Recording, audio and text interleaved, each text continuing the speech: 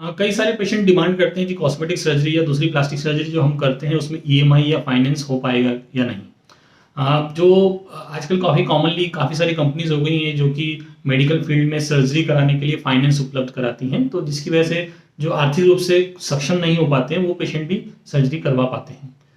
इसके लिए जो बेसिक रिक्वायरमेंट है बहुत ज़्यादा कुछ नहीं लगता है इसमें। एक तो एक आपका आधार कार्ड का नंबर लगता है और साथ साथ पैन कार्ड का नंबर लगता है, मतलब आपका कोई पेन नंबर होना ज़रूरी रहता है। ये दो मिनिमम बेसिक रिक्वायरमेंट है।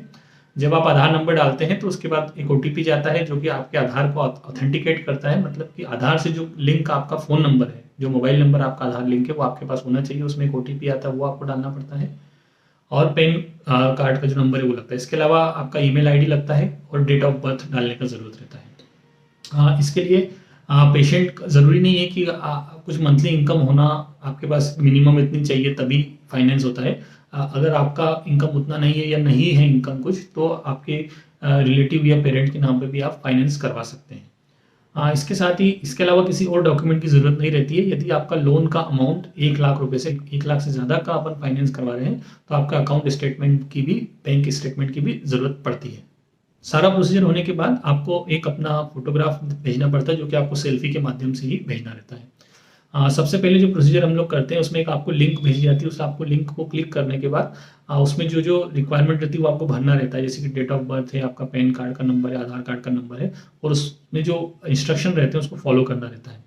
अब इसमें आखिरी में एक ई मैंडेट आता है। ई मैंडेट मीन्स आप परमिशन दे रहे हैं कि आपके अकाउंट से मंथली इतना अमाउंट जो डाउन पेमेंट जो ईएमआई है वो कटते जाए। तो लास्ट में एक ई मैंडेट आता है, उसके लिए आपको परमिशन देना पड़ती है आखिरी में। तो उसके बाद आप मंथली आपके अकाउंट से वो जो अमाउंट आपने भरा है या डिसाइडेड हुआ है वो कटते जाता है, रिड्यूस होते जाता है। जो प्रोसीजर रहता है, यदि आपके डॉक्यूमेंट सब कुछ है, ओटीपी तुरंत आपके पास है, फ़ोन नंबर भी वही है अगर आधार का, तो उस पूरा प्रोसीजर को करने में हार्डली 10 मिनट्स का टाइम लगता है। इसके अलावा डाउन पेमेंट कितना करना है ये क्वेश्चन रहता है। तो यदि आपका जो टोटल फाइनेंस अमाउंट है यदि 50,000 तक है, 60,000 तक का है, तो आपको कोई डाउन पेमेंट की ज़रूरत नहीं रहती। जो भी अमाउंट है, जैसे मान लो 60,000 है तो वो इक्वल इंस्टॉलमेंट में बढ़ जाता है। मोस्टली 6 मंथ से 12 महीने तक की इंस्टॉलमेंट रहती है। कम से कम 6 महीने का लेना रहता है और 12 महीने तक का रहता है। तो वो आपका बिना किसी डाउन पेमेंट के जो भी टोटल अमाउंट है वो उतने मंथ जितना भी है उसमें डिवाइड हो जाता है। यदि आपका अमाउंट ई फाइनेंस का ज़्यादा है, सपोज 1 लाख रुपीज़ है या इससे ज़्यादा है, तो फिर आपको डाउन पेमेंट देना पड़ता है 2 मंथ की ईएमआई।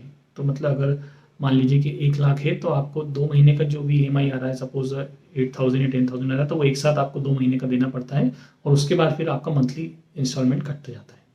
अगर आपको इसके बारे में और भी जानकारी चाहिए तो जो दिए गए नंबर है उसमें आप बात कर सकते हैं। उनको जो कंपनी है, इसमें एक सेविंग कंपनी जिससे हम जुड़ी है, इसके अलावा बजाज फाइनेंस है और भी दूसरी कंपनी हम रिसेंटली ज्वाइन कर रहे हैं जो कि आपको पेशेंट को आसानी से फाइनेंस दे सके, कम से कम डॉक्यूमेंट पे दे सके, ऐसा हमारा उद्देश्य है।